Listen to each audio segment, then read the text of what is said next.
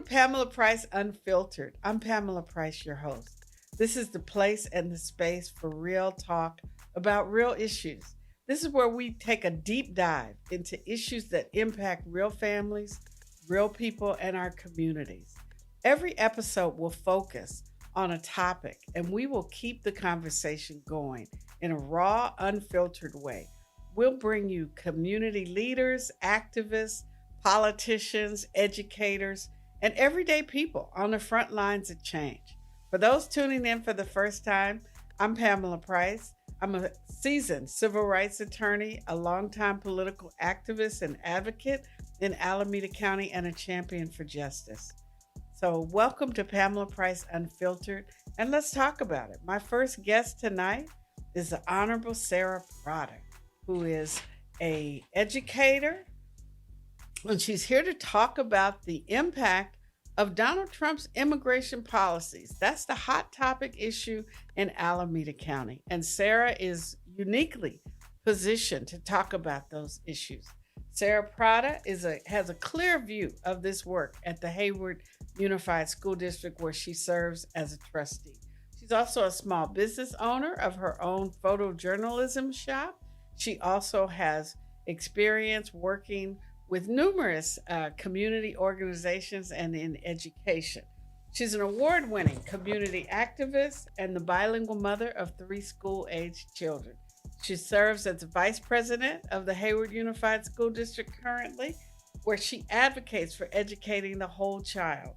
Sara's a writer who has co-written policies for restorative justice, practices, and inclusion, focusing on the over-policing of BIPOC children, ending racist practices, and the impact that it has on the mental health of families and our children, and our scholars and their ability to engage in education. Sara also represents Hayward as the vice president of SELPA, a state program that evaluates major special education issues. Sara, welcome to Pamela Price Unfiltered. Thank you. Thank you for having me. How many students does the Hayward Unified School District serve? We have a little bit under 17,000 students. We've seen a lot of declining enrollment in the past 10 years. We used to serve, I think when I came on in 2020, we were closer to 20,000. Why did you start with focusing on Know Your Rights? Why did you think that was important to the community that you serve? I thought that was important because it empowers the community. Mm-hmm. To know your rights it gives you a strength. It gives you a way to fight back and protect yourself and to protect others. So we've seen nationally, I don't want to cut you off, but I want to say nationally, the border czar of the Trump administration, one of the things he's complained about is people knowing their rights. How do you respond to that? Well, that's just tough. You know, the more that we educate and empower, the more that we can fight against a tyrant, you know. And my duty as a trustee in this district is to protect my students, to protect my families. Mm-hmm. And so that means standing the line between whatever is out there, you know, and our kids and our students. And so that also means letting them know what their rights are. Do you think the local rallies and the initiatives that have been started by other elected officials in the county, do you think that's helping this effort that you're making within the Hayward Unified School District? Yes, definitely. I am seeing the resistance. I'm seeing the progress. We had Mayor Salinas, we had Chief Matthews, all on that training too. Mm-hmm. So it was a city effort to inform and to let them know. Like Chief Matthews stated that HPD will not be assisting any ICE. And are you all participating in the new ad hoc committee that the county has now established, Supervisor Voss and Supervisor Marquez? Yes. So we do Okay. have committee members Mhm. who are attending that. Um, right now, we're working on protections for our students who are going on field trips, local field trips and out of state field trips. Okay. So right now, there's not really a protocol for that we could just kind of copy and paste. So we're kind of building it as we go. Like we know that they can't enter the school site without a signed warrant. They can't enter a bus. It's just like a school site.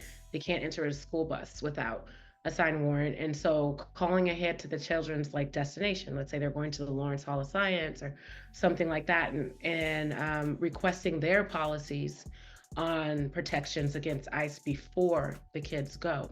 Right. um Mhm. yeah, and so That's we're wise. Yeah. still yeah, so we're still, like I said, we're still kind of building as we go, but it's one thing is sure that we have been like strengthening community. What can parents and students do to protect themselves, to prepare and protect themselves? Parents and students, first of all, knowing their rights if ever approached Mhm. um by ICE. So, especially our students here in Hayward Unified, they have access to the red cards. So, Mhm. making sure that they have those red cards that they can have as many as they want to take home to their family members, and then also like in the training class, signing up for the webinars that we're offering, and like I said, we're having them in multiple languages, That's very good. signing up for that, and then also making sure that our families that are targeted by this administration, that they sit down and come up with a family plan and Mhm. have this conversation um, with the other members. If something happens, who helps to take care of the kids? Because right now we're also trying to figure out on our side, how can we support families, if a child is left behind. So we're asking our families in these webinars to also do this plan. We're supporting them in writing these plans out. Um, and then, like I said, we're also expanding to make sure that our whole community is empowered to protect each other and themselves. It sounds like you have a really good network going, but at the basic level, it's going to be important for people to know what exactly does the ICE agent look like. Is there a patch that they should look Yeah. for?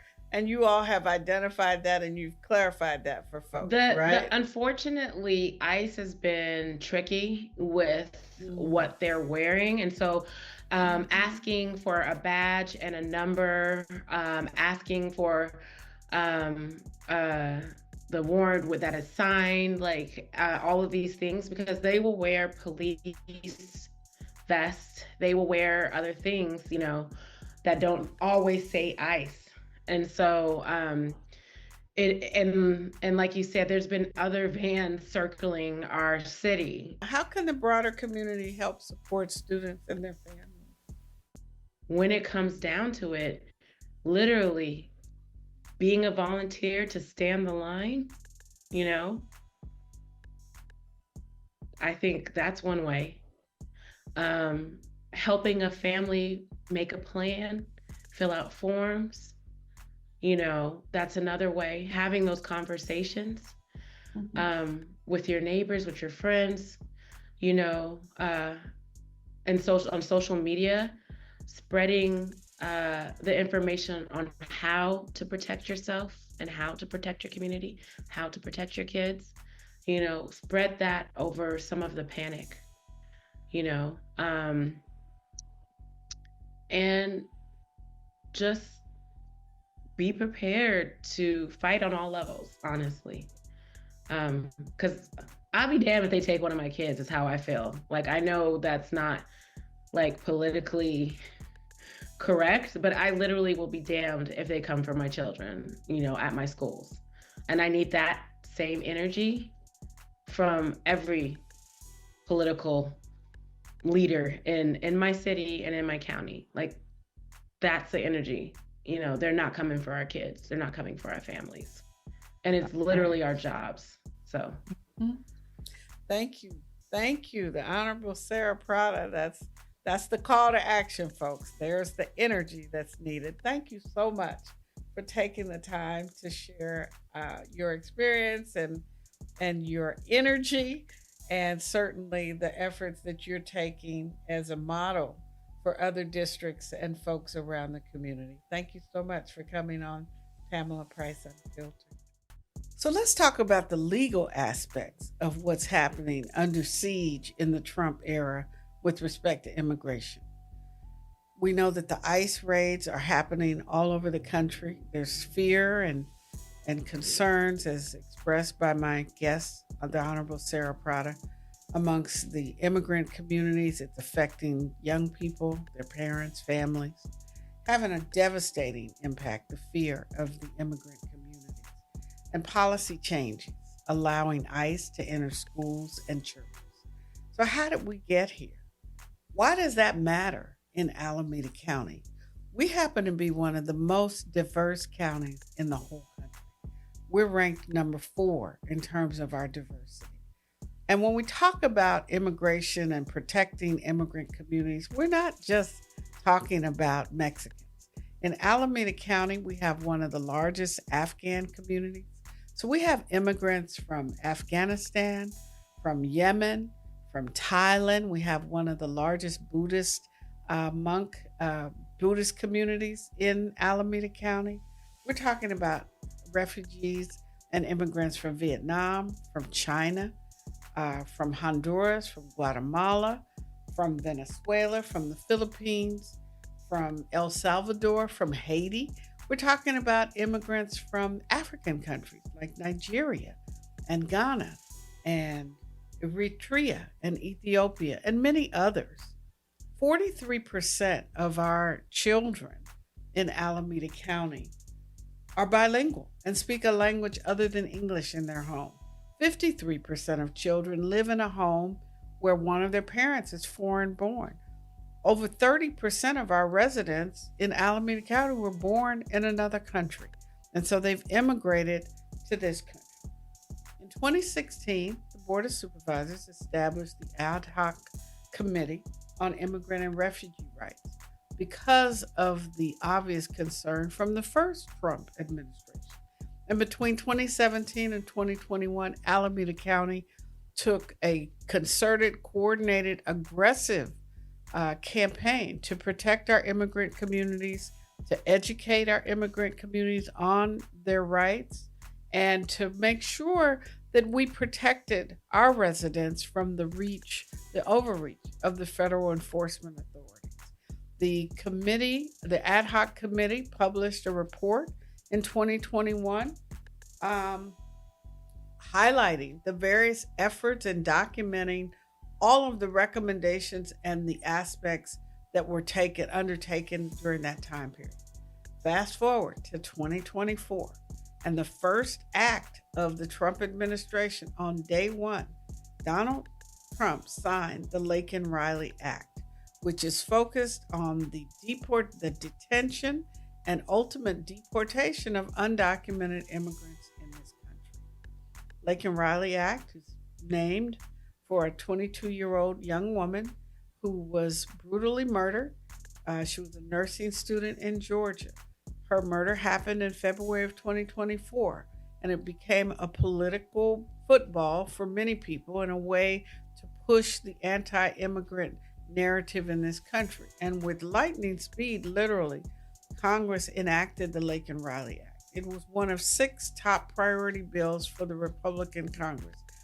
Laken-Riley Act did not pass multiple times, but as soon as Donald Trump was elected, they passed it, and the Republican-held Congress presented it to him, and he signed it on the first day of his administration.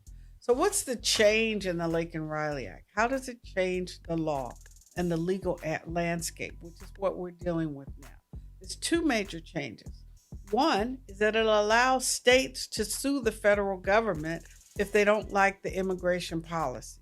That possibility of a lawsuit by the states against the feds has previously been ruled unconstitutional, but nonetheless, it's part of the Laken-Riley Act. The other constitutional crisis presented by the Laken Riley Act is with respect to the ability, the standard of ICE that can use to actually detain someone.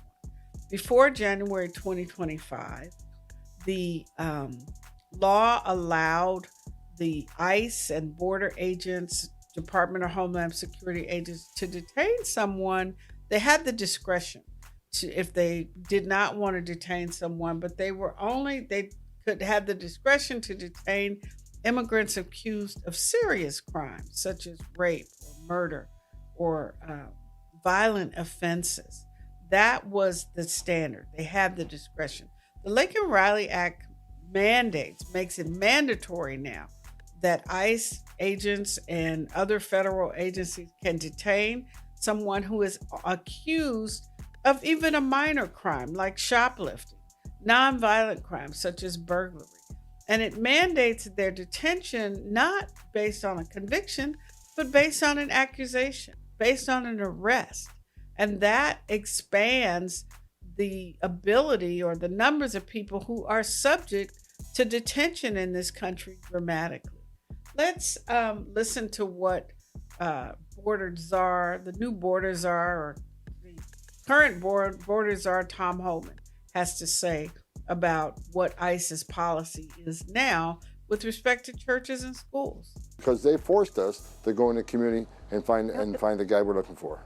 Let me just make sure that I understand what you're saying, because at first you said that the first targets are those with criminal records, but you are also saying that those who are undocumented in the U.S., also who don't have criminal records, people who are working in their communities, maybe even have spouses who are American citizens, they could be swept up with ICE today as well?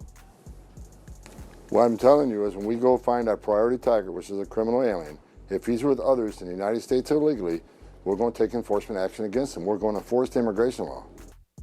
That's Homan's response. He's telling you there's no safe haven.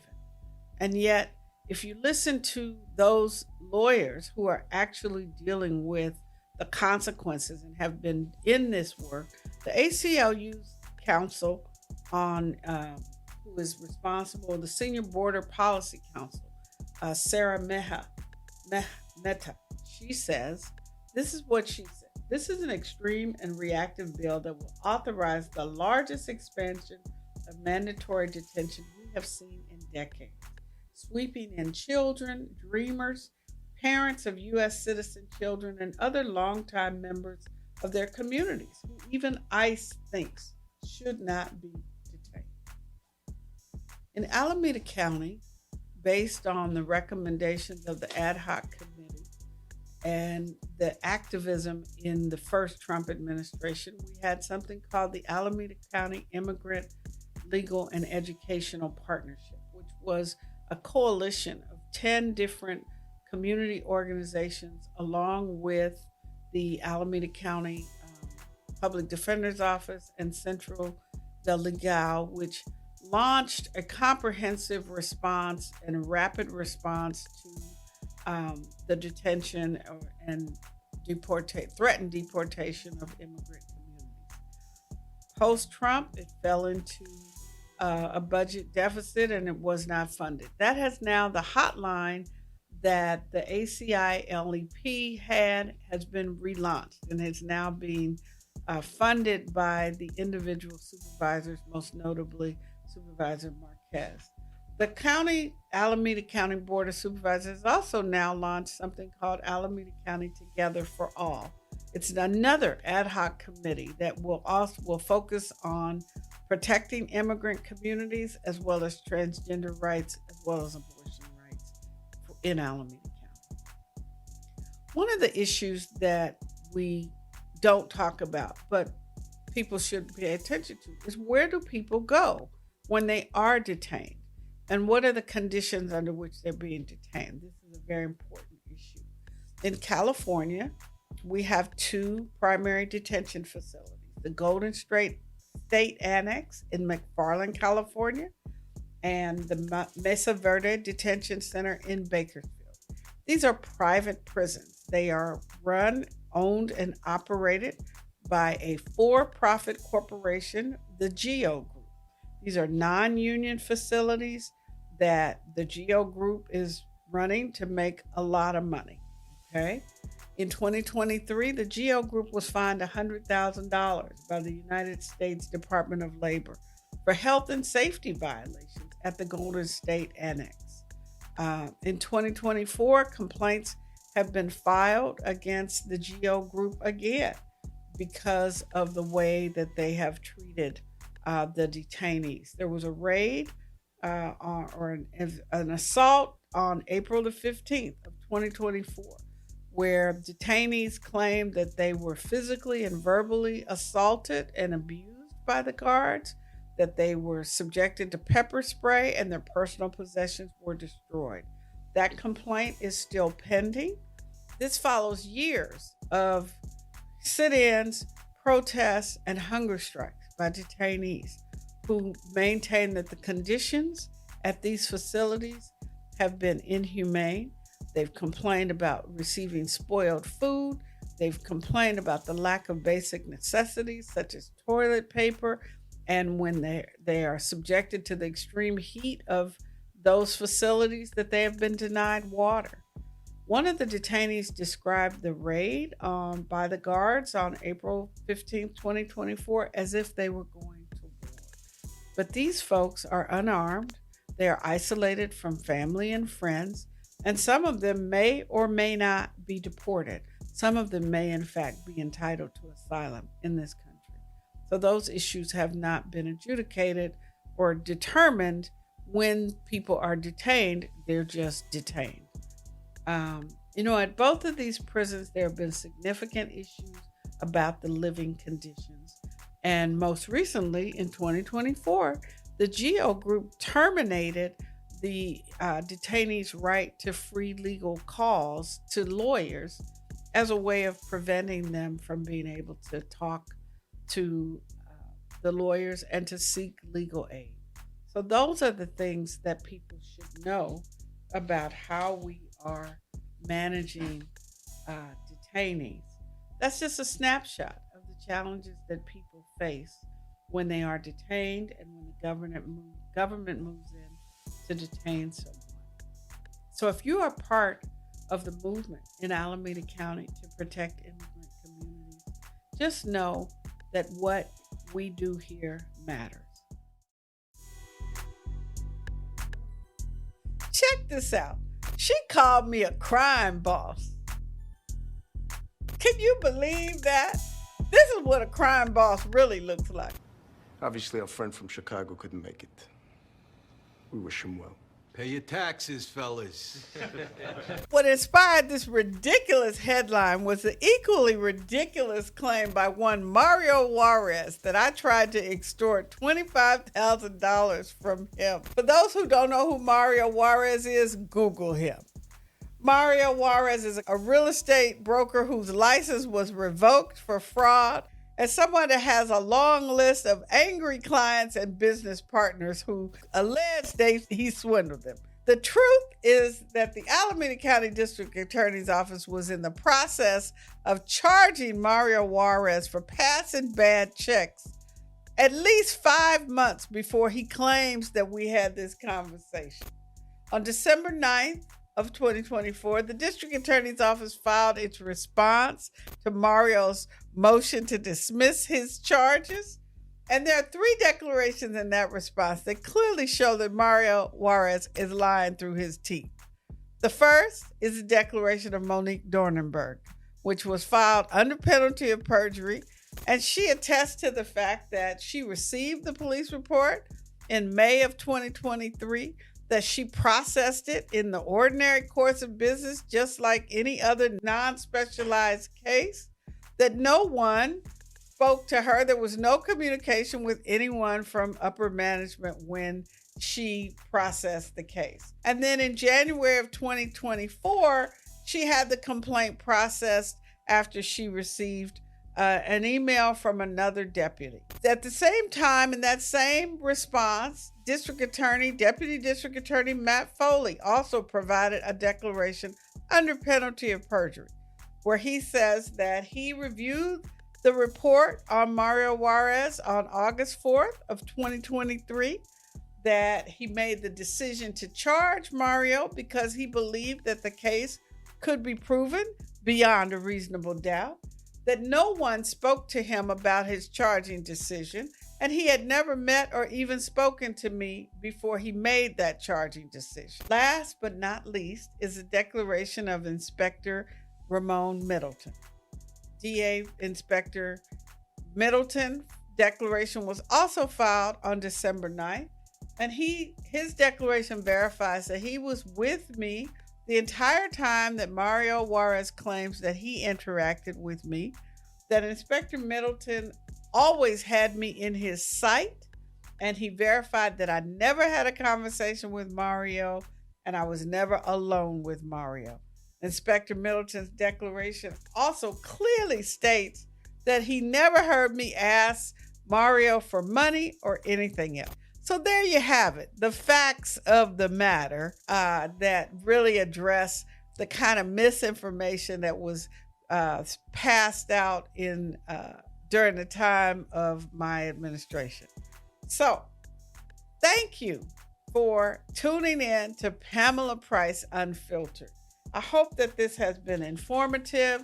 I hope that you will check out this podcast wherever you get your podcasts from. We're on YouTube, Spotify, Apple, Amazon, iHeart, and Google. Thank you and good night.